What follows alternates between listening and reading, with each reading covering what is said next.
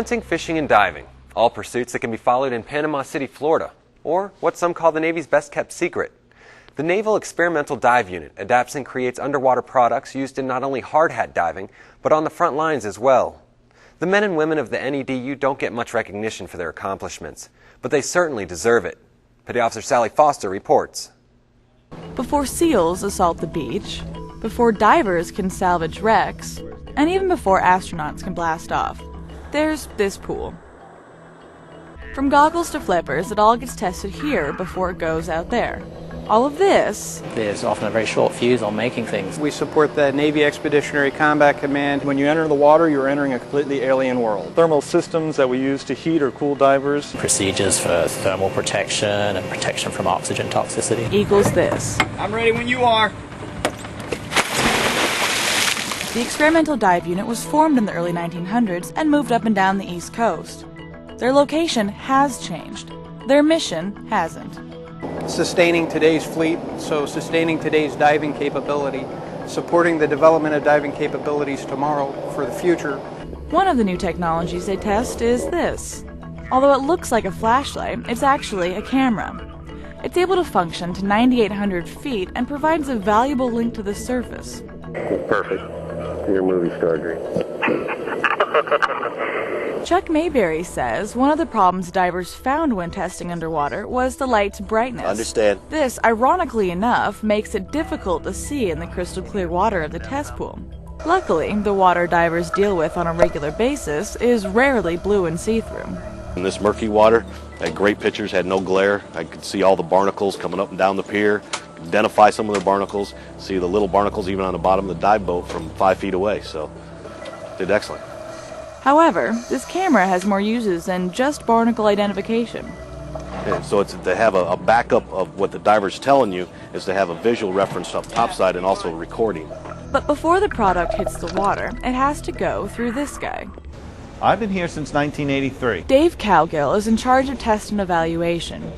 He says the development of products comes initially from the fleet. We receive specific requests to work on mission profiles that our men and women are being asked to do in the war effort. And we try to respond to those as quickly as possible and develop and test equipment that will help them accomplish that mission. That mission can be anything from basic welding to spec war actions. This is a Department of Defense facility, and we support all of the DoD interest across the whole country. There are a lot of people from other disciplines that come to us even for things such as gas masks or some things beyond diving equipment. But today, Dave is working on diving equipment.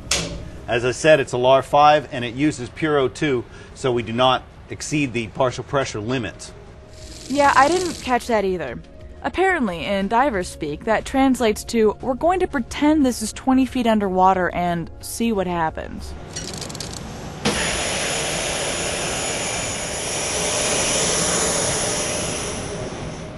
This is unmanned testing. A fake body, with fake lungs, breathing real oxygen. This is what happens before the animal testing commences. By animal, I mean a Navy diver. In the most recent years, they do physiological studies on human subjects. They have done O2 studies. What they'll do is they put a diver on the bottom, and he will stay on the bottom of the test pool up to 6 to 8 hours. Copy that, topside. What they'll do is they'll do a pulmonary test before he gets in, and they'll do that same pulmonary test once he gets out. And they'll look at the function of the lungs to see if that has gone down during the 6 to 8 hours that he was on 100% O2. Master Diver Becker is one of those diving guinea pigs, but they call it manned testing. Today, they're doing manned testing with this. This is a SEAL delivery vehicle. The SDV is a battery-powered wet submersible, and it's used in a clandestine missions to transport SEALs from A to B so they can conduct missions. It's totally covert. Totally. Surprisingly, 6 or more SEALs can fit in this small submersible. Claustrophobia is not an option in this job field.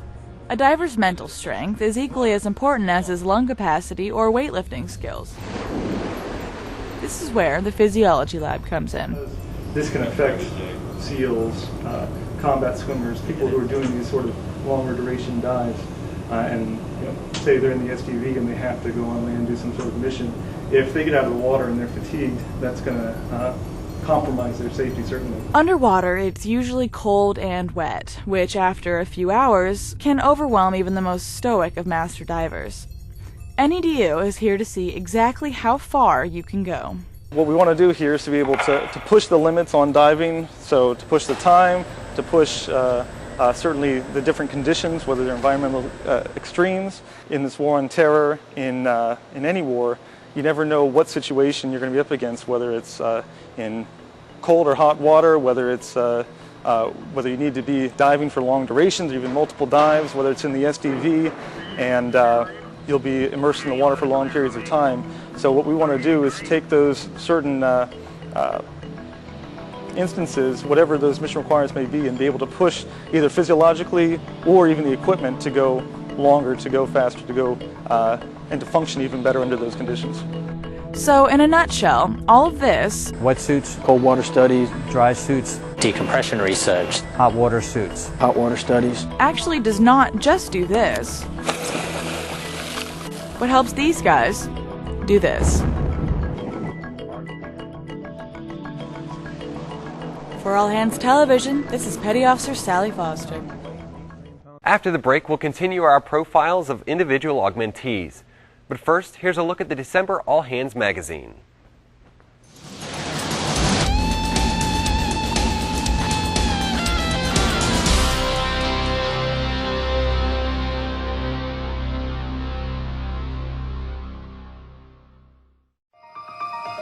In the December issue of All Hands magazine, we'll take a look at Wallops Island and its state-of-the-art ship replica facilities.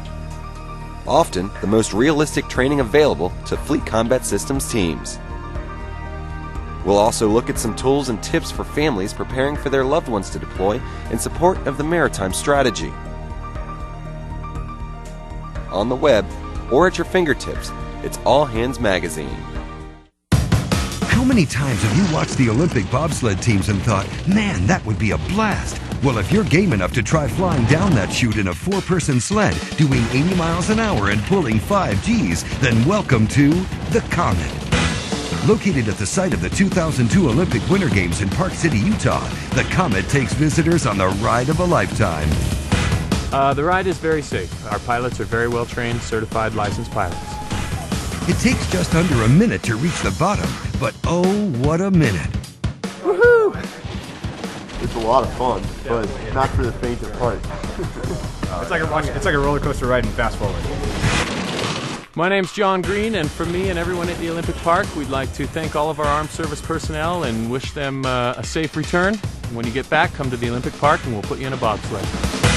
Woohoo! Bobsledding in Utah, another thrilling American adventure. 4 Navy SEALs assigned to track down a Taliban leader cling to the side of a mountain in Afghanistan. When goat herds stumble across their position, the mission takes a deadly turn. Soon, surrounded by 200 armed Taliban, their heroic last stand becomes the stuff of legends. The nail-biting account is detailed in Lone Survivor by Marcus Luttrell, a member of that SEAL team. It's one of 60 titles waiting for you in the Navy Professional Reading Program. Seek them out and accelerate your mind.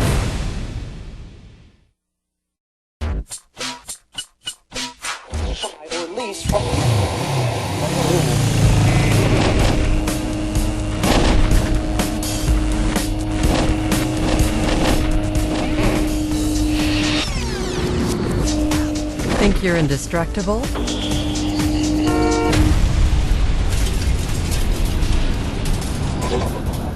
Think again.